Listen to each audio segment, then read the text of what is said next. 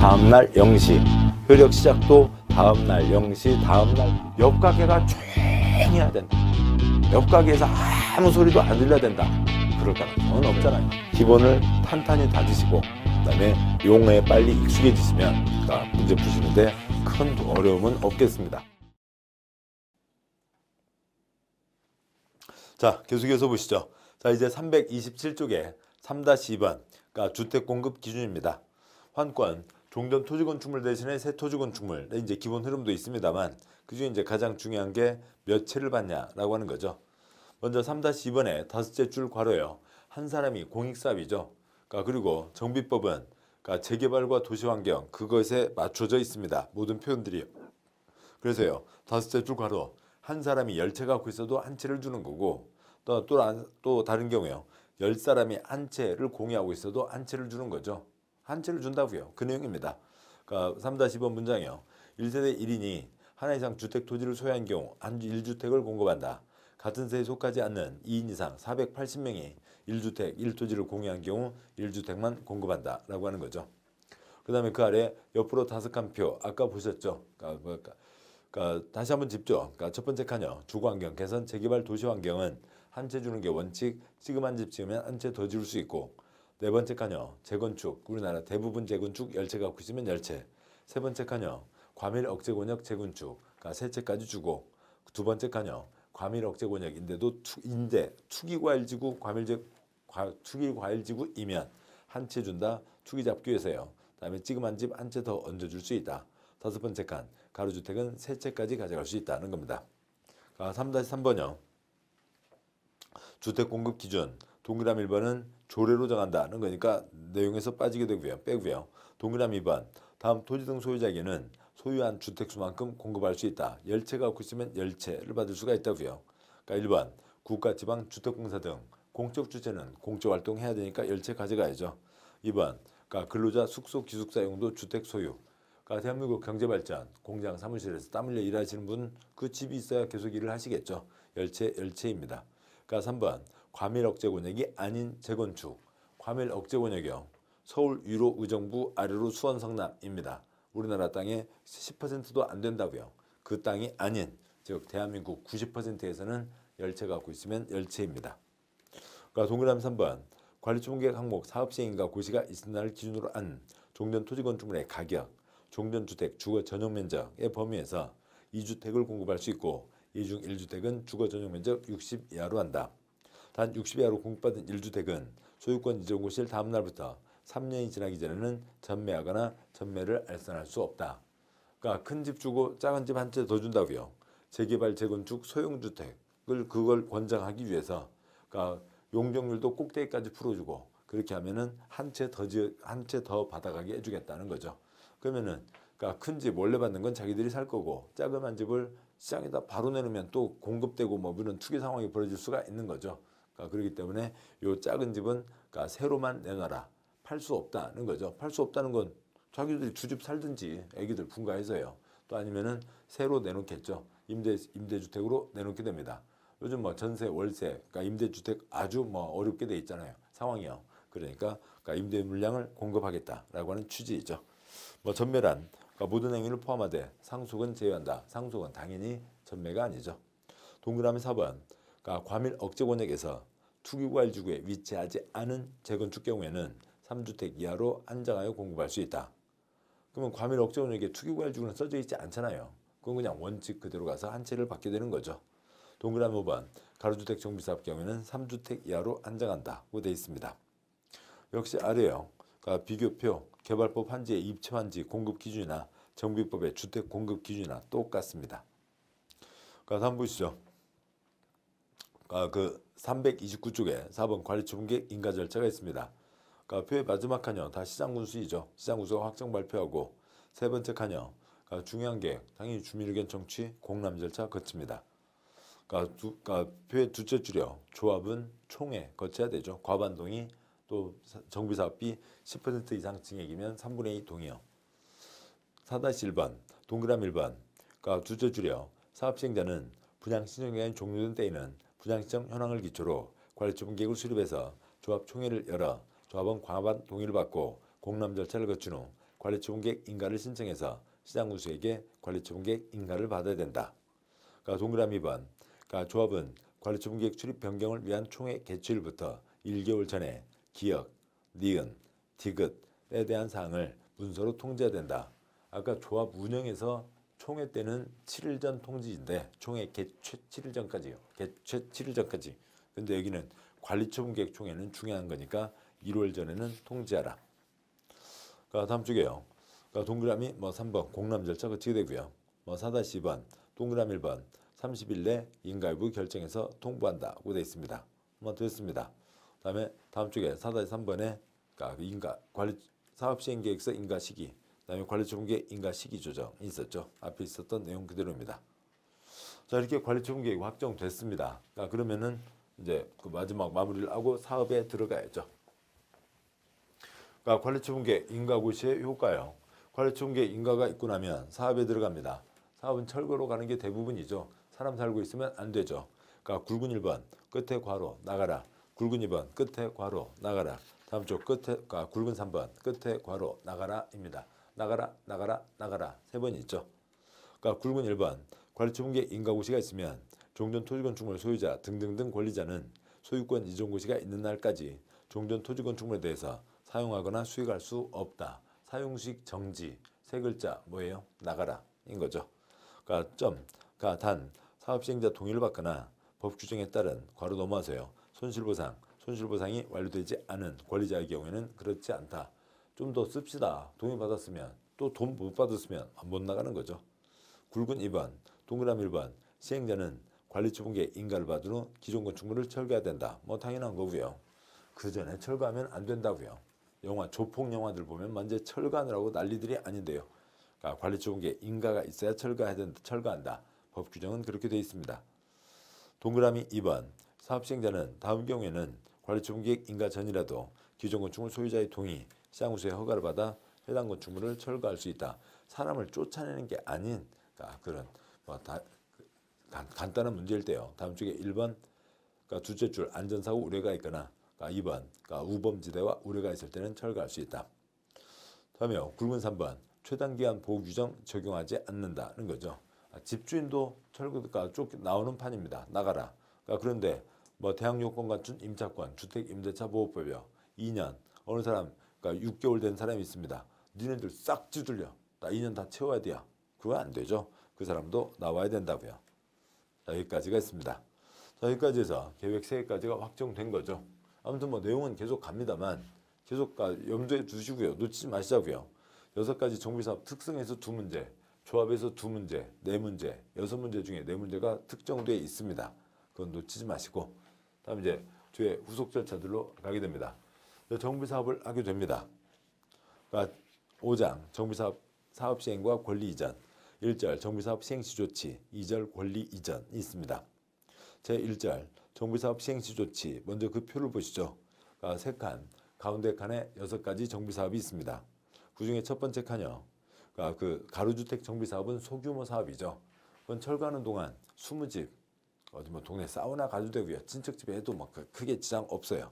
거기는 이사대책 안 세워도 됩니다. 5가지 사업은 이사대책을 세워야 된다라고 하는 거고요. 다음에 세 번째 칸이요. 두 번째 칸에 2가지 주택 문제이고 공적 성격이 센 2가지 주거환경 개선 사업과 주택 재개발 사업은 임시로 거주하게 하거나 그에 상응하는 조치를 해야 된다. 근데 임시로 거주, 임시집을 마련해 주는 게 보통 어려운 게 아니잖아요. 그냥 상응하는 조치로 가는 게 대부분입니다. 우리나라에서 역사상 2건 빼고는 다 상응하는 조치로 가는 거죠.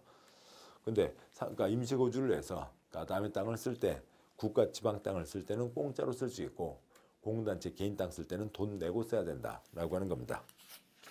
다음 쪽 보시죠. 333쪽, 34쪽, 굵은 1번, 동그라미 2번 시행자는 소규모 가로주택 정비 사업을 제외한 5가지 사업을 원활하게 시행하기 위해서 정비구역 내외에 새로 건설한 주택 또는 이미 건설되어 있는 주택에 정비사업 시행으로 철거되는 주택의 소유자 세입자가 임시로 거주하게 하는 등 방식으로 정비구역을 순차적으로 정비하는 등 소유자 세입자의 이주대책을 수립해야 된다. 그냥 이주대책이라고만 써져 있으면 되지 집을 마련해 주는 건 아니라고요. 동그라미 4번 만약에 집 여유도 많고 정관 등에서 따로 정한 경우도 있으면은 그러면 나 이 집에 계속 살겠다. 그러면은 계속 살으라고 할 수 있는 거죠. 동그라미 4번 순환용 주택에 거주하는 자가 정비 사업이 완료된 후에도 순환용 주택에 계속 거주하길 임명하는 때에는 이를 분양하거나 계속 임대할 수 있다. 이 경우 소유하는 시행자가 소유하는 순환용 주택은 관리처분 계획에 따라 토지등 소유자에게 처분된 것으로 본다. 새 아파트 안 받고 그 집 살겠다고요. 그럴 수 있죠. 뭐 여러 가지 요 조건이 맞으면. 그러니까 굵은 2번요. 그러니까 주거환경 개선, 주택 재개발 사업에서 임시거주 상한원 조치를 해야 된다. 무슨 뭐 포로 수용소예요. 잠깐 살게 하는 것을 임시로 수용한다. 표현이 좀 그렇죠. 동그라미 1번 주거환경 개선 사업, 재개발 사업 시행으로 철거되는 주택의 소유자 세입자에게 정비구역 내외의 소유자는 임대주택 등 시설에 임시로 거주하게 하거나 주택자금 융자 알선 등 임수행에 상응하는 조치 그 둘 중에 어느 하나는 하여야 한다라고 되어 있습니다. 근데 임시로 거주하게 한 게요. 그러니까 80년대 중반에 서울의 동소문동에서 한 건이 있었고 그다음에 아직까지 현실화되진 않았습니다만 경기도 성남 그러니까 판교 신도시에 백현마을 3, 4단지가 이제 구도심 재개발 때 이제 임시 거주할 집으로 정해놓은 자리가 있죠. 그 두 군데 말고는 다 상환하는 조치로 갑니다. 셋째 줄, 융자, 알선 등 상환하는 조치니까 뭐예요? 오면요. 그러니까 뭐 부르세요. 팜플렛 같은 거 한 장 주면서요. 저 길 건너에 국민은행 가보세요. 이쪽으로 코나 돌면 우리은행 있어요. 그게 뭐예요? 융자, 알선이죠. 그 정도 일을 하는 거라고요. 그래서 다섯째 줄점. 이 경우 임시수용을 위해서 필요한 때 국가, 지방, 공단체, 개인시설, 토지를 일시 사용할 수 있다. 그 중에서도 동그라미 2번 국가, 지방은 그러니까 이 두 가지 사업 시행자로부터 그러니까 사용 신청을 받을 때에는 원칙적으로 이를 거절하지 못한다. 사용료 대부료는 면제한다. 공짜로 쓰게 해준다는 거죠. 다음 쪽점. 다음 경에는 사용 신청을 거절할 수 있다고요. 다른 사람에게 피해를 주면 안 되죠. 제3자와 이미 매매계약 체결, 사용계획 확정, 사용 허가를 했으면 안 된다는 거고 동그라미 3번 지방자치단체를 제외한 공동체 개인 시설 토지를 일시 사용하면서 손실을 받은 자가 있으면 손실을 보상해야 된다. 즉 돈 내고 써야 된다는 거죠. 굵은 3번이요. 정비사업법 특례 3-1번 주거환경 개선사업 건축 허가 때나 부동산 등기하는 때 국민택 채권 매입 규정은 적용하지 않는다. 여기는 지원사업이죠. 돈 있으면 지원을 더 잘하라고요. 쓸데없이 채권 살 필요가 없다. 3-2번 도시환경 정비사업 상가재개발 공장재개발이죠. 상가 세입자가 사용할 수 있도록 이 인근에 임시상가를 설치할 수 있다. 그렇게까지 가면 좋겠지만 할 수 있다. 강제사항은 아닌 거죠. 굵은 4번이요. 계약 해지. 동그라미 1번 정비사업 시행이 뭐예요? 전면 철거이죠. 대부분 전면 철거입니다. 따라서 지상권, 전세권, 임차권, 목적을 달성할 수 없게 되죠. 그러면 보증금 묻어놓을 필요 없잖아요. 돌리도 계약 해지할 수 있습니다. 동그라미 2번 보증금은 땅주인 등에게 줬지만 땅주인 돈은 없잖아요. 그러니까 계약상의 금전반은 청구권은 시행자에게 행사할 수 있다. 동그라미 3번 그러니까 금전을 지급한 시행자는 토지등 소유자에게 구상하고 구상되지 않으면 압류할 수 있고 이는 저당권과 같다. 그 정해둔 돈을 받아내는 거죠. 제2절 권리 이전입니다. 사업이 다 끝났다고요. 끝났으면 이제 정해진 대로 넘겨주면 되죠. 사업이 끝났습니다. 굵은 1번, 동그라미 1번 시장구수가 아닌 시행자는 공사를 완료했으면 시장구수에게 준공인가를 받아야 된다. 시장구수는 그러니까 인가받은 사업 시행계획대로 완료되었다고 판단하면 인정하면 준공인가를 하고 공사 완료 공고를 고시한다. 동그라미 2번 시장구수가 직접 시행하는 지가 시행자였으면 공사 완료를 고시한다는 거죠. 그래서 뭐 준공인가나 또 아니면 공사 완료 공고나 고시 공고나 뭐 같은 의미입니다. 법은 지금 뭐 그걸 갖고 또 어떤 문제에서는 이걸 갖고 뭐 이렇게 하기도 하는데요. 말장난인 거고요. 그러니까 지금 굵은 2번에 2-1의 동그라미 1번도 준공인가 고시가 있으면 이라고 되어 있습니다. 준공인가나 공사 완료 공고나 물론 약간의 차이가 있긴 합니다만 법에서는 그 세부적인 차이 갖고 초점 두고 있지는 않다고요. 아무튼 굵은 1번 공사 끝 발표가 있었습니다. 굵은 2번요. 먼저 그림으로 보시죠. 준공인가가 있으면 그러니까 전면 철거가 대부분이니까 새 지적도를 만들어야죠. 대조 확정 측량 토지 분할 절차를 거쳐 새 지적도를 만들고 누구누구에게 어디 주기로 했었죠. 관리처분 계획 정한사항 통제하고 이미 알고 있던 거 확인하는 겁니다. 그다음에 소유권 이전한다고요. 그래서 이 그림으로 보면 A에게 5번 땅, B에게 307호 이미 알고 있던 거죠. 넘겨주는 겁니다. 그러면 그러니까 A한테 5번 땅 리어까지 끌고 가요? 아니잖아요. 어떻게 넘겨준다고요? 발표하면 넘어가죠. 고시하면 넘어가는 겁니다. 고시하면 그날 밤 12시, 다음날 0시, 다음 날에 관리처분 계획 정해진 대로 다 법규정에서 그러니까 물권 변동이 되는 거죠. 소유권을 취득하게 되고 기타 권리 달라붙게 됩니다. 그다음에 법률 규정에서 물권 변동됐지만 처분을 위해서라도 등기는 해야죠. 지체 없이 등기한다로 이어지게 됩니다. 말은 많아 보이지만 이제 사업 다 끝났으니까 관리처분 계획에 정해진 대로 넘겨준다. 어떻게 넘겨준다고요? 고시하면 그날 밤 12시에 다 넘어간다. 끝. 이상입니다. 2-1번요. 동그라미 1번. 시행자는 시장구조에 준공인과 고시가 있으면 지체 없이 대주확정 칭하하고 토지분할 절차를 거쳐 관리처분 계획 정한 사항을 분양받을 자에게 통지하고 대지건축물 소유권을 이전한다. 동그라미 2번. 시행자는 대지건축물 소유권을 이전하려면 어떻게 넘겨준다고요? 내용을 해당 집안자산책 공부에 고시하고 시장구조에게 보고한다. 고시해서 넘겨주는 거라고요. 관리처분 계획 시장구조에게 인가받았으니까 시장구조에게 보고하는 건 당연히 이어지는 절차고요. 셋째 줄점. 이 경우 대지건축물 분양받을 자는 소유권 이전 고시가 있은 날 다음 날, 즉 소유권 이전 고시가 있은 날 밤 12시 다음 날 0시 다음 날에 대지건축물에 대한 소유권을 취득한다는 거죠. 셋째 줄 괄호 개발법 환지 방식 환지처분 공고일 밤 12시 다음 날 0시와 똑같은 말입니다. 환지처분 공고 발표했다고요. 소유권 이전 고시 발표했다고요. 똑같은 말이죠. 동그라미 3번. 대지건축물 분양받을 적에 위에 따라 소유권을 이전한 경우 종전 토지에 설정돼 있던 지상권 등등등 셋째 줄 임차권까지 소유권 이전받은 대지건축물에 설정된 것으로 본다. 기타 권리 대부분 와서 달라붙는 거죠. 2-2번 등기 동그라미 1번. 시행자는 소유권 이전 고시가 있으면 지체 없이 대지건축물에 대한 등기를 촉탁 신청한다는 거고요. 동그라미 3번은 예외 규정입니다. 그러니까 8년인데요. 앞 내용은 똑같아요. 그러니까 다 아시는 겁니다. 참고 종전 도시재개발법에 의한 도시재개발 사업에 있어서 분양처분은 일단 공고되어 효력을 발생하게 된 이후에 이를 변경하려면 그 전체의 절차를 처음부터 다시 밟아야 된다. 그 절차 그대로 밟으라고요. 그냥 그 선에서 나오는 얘기입니다. 굵은 3번 청산금 깨끗하게 계산 끝내는 돈 청산금 확정되고 주고받고 해야죠. 동그라미 1번 대지건축물 분양받은 자가 관리처분 계획 때 확정된 종전 소유하고 있던 토지건축물 가격 그 다음에 관리처분 계획 때에는 추상력만 정해졌고 소유권 이전 고시가 있던 날 밤 12시에 확정된 분양받은 대지건축물 가격 사이에 차이가 있는 경우에 시행자는 소유권 이전 고시가 있은 후에 그 차익에 상당하는 금액 청산금을 징수하거나 지급해야 된다. 지금 때 아시죠? 종전 가격은 관리처분 계획으로 그때 확정됐고 그래서 철거했죠. 그때 새 토지건축물은 토지건축물은 추산액밖에 없었잖아요.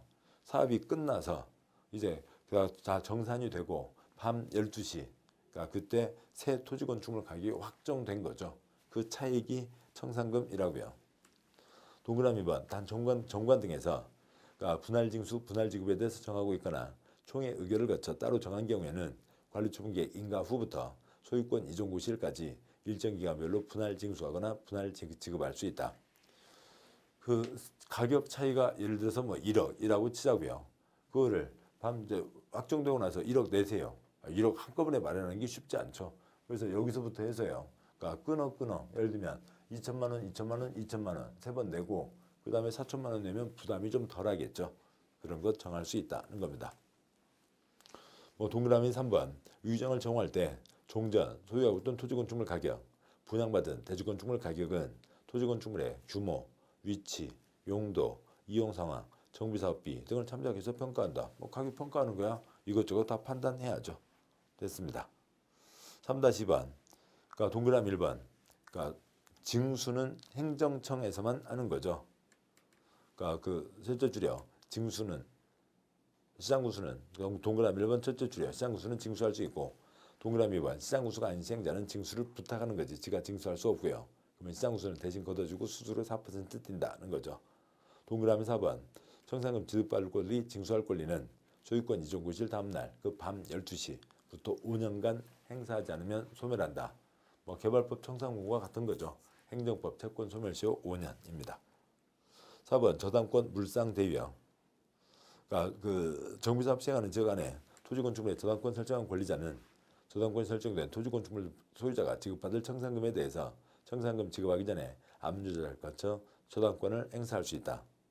괄호요. 저당권 설정된 토지건축물 소유자가 새 토지건축물을 받지 않는 경우를 말한다.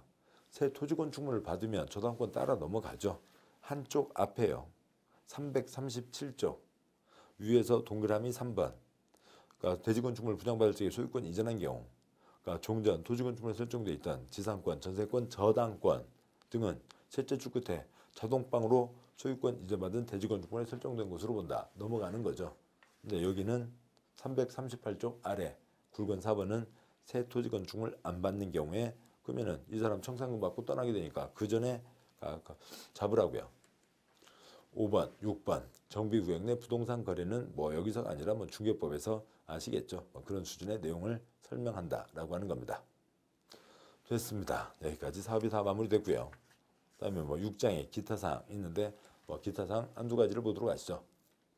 그러니까 굵은 1번, 동그라미 1번 사업비는 시행자가 부담하는 게 원칙 맞죠? 그러니까 동그라미 2번에 넷째 줄점 그러니까 시도자 대도시장은 정비구역 지정할 때 정비구역의 진입로 설치를 위해서 필요한 경우 진입로 지역과 인접지역을 포함해서 그러니까 정비구역을 지정할 수 있다. 이렇게만 써놓으면 이게 무슨 얘기예요? 지네들이 정비구역을 지정하잖아요. 그럼 필요하면 정하면 되지. 무슨 문제냐고요. 지금 이 경우는 동그라미 2번에 그쪽은 지금 다음과 같은 겁니다. 여기에 도로가 있다고요. 다음에 이쪽에 여기가 지금 정비사업을 할 대상지역 정비구역 대상지역입니다. 뭐 노블란 건축물 시설 엉망 그 상황 요건에 맞게 됐다고요. 자 그리고 여기에 지금 큰 길가니까 새 상가가 있습니다. 여기를 포함하면 비율에 안 맞게 돼요. 여기는 비율에 맞습니다. 그래서 정비구역을 지정하긴 하는데요. 날아다닐 수 없잖아요. 그래서 이쪽에 도로를 내는데 도로를 내려니까 어쩔 수 없이 여기를 포함해야 된다고요. 새 건축물을 포함하게 됩니다. 그래서 도로를 내야 되니까 이거를 돈 주고 사서 철거를 해야 되는 거죠. 그래서 여기 이 사람 그러면 이 건축주는 새로 지은 지 얼마 안 됐는데 이 사람들을 위해서 희생당한 거잖아요. 물론 돈은 다 받습니다만 희생당했으니까 여기에 들어서는 것에 다른 사람보다 먼저 잡을 수 있다. 돈 주고 살 수 있다는 거죠. 그래서 정비구역, 그러니까 진입로 인접지역을 포함해서 지정할 수 있다는 거고 동그라미 3번 위 규정에 따른 정비관 설치를 위해서 토지건축물 수용된 자는 해당 정비구역에 소지하는 대지건축물로 매각 대상이 되는 아까 일반 분양분 있잖아요. 매각 대상이 되는 대지건축물에 대해서 다른 사람에게 우선하여 매수 청구할 수 있다. 당신들 위해서 희생당했으니까 나 그거는 다른 사람보다 먼저 사겠다. 뭐 당연한 얘기죠. 다음 341쪽에 굵은 2번 부과금 1번 시행자는 토지등 소유자로부터 정비사업비 사업비 나간 거죠. 지출과 정비사업 시행 과정에서 발생한 수입의 차익을 부과금으로 부과 징수할 수 있다는 거죠. 4번은 또 돈 나갔죠. 또 이제 조합원들 내고 일반 분양분에서 수입 들어온 게 있습니다. 그것들을 나눠야죠. 역시 뭐 동그라미 3번 부과금 연체료 부과 징수에 대해서는 각 조합 내부의 문제니까 정관 등으로 정하게 되고 동그라미 4번 역시 징수는 관청에서만 하는 거죠. 시장군수가 아닌 시행자는 시장군수에게 징수를 부탁하고 4% 뛴다라고 하는 게 있습니다. 다음에 3번 공공지원 내용이 있는데 큰 내용 아니고요. 다음에 4번 도시분쟁 조정위원회가 있긴 한데요. 그 내용은 건축법의 건축분쟁 전문위원회 그쪽 내용을 보시면 되겠습니다. 343쪽 제1조의 표를 보시면 이러저러한 다툼들이 생기잖아요. 그거 갖고 매번 다 소송으로만 가라고 할 수 없으니까 전문가들이 지원해 주겠다, 도와주겠다 라고 하는 그런 내용입니다. 벌칙은 시험범위 아닌 건 다 아시죠? 자, 이상까지를 보셨습니다. 지금 이 시간은 좀 짧긴 하지만 뒤에 또 건축법을 찔끔 이어서 하는 것보다 마무리하고 그다음에 건축법 새칠로 시작하는 게 좋겠죠. 도시정비법을 다 보셨습니다. 계속 말씀드렸듯이 6가지 사업 특성, 조합의 차이점과 공통점은 꽉 잡아주시고 그건 절대로 흔들리면 안 되고요. 나머지들은 큰 흐름들을 반복해서 봐가시면 되겠습니다. 자, 고생 많으셨고 정비법 마치고요. 잠깐 쉬고 건축법 보도록 하겠습니다. 수고하셨습니다.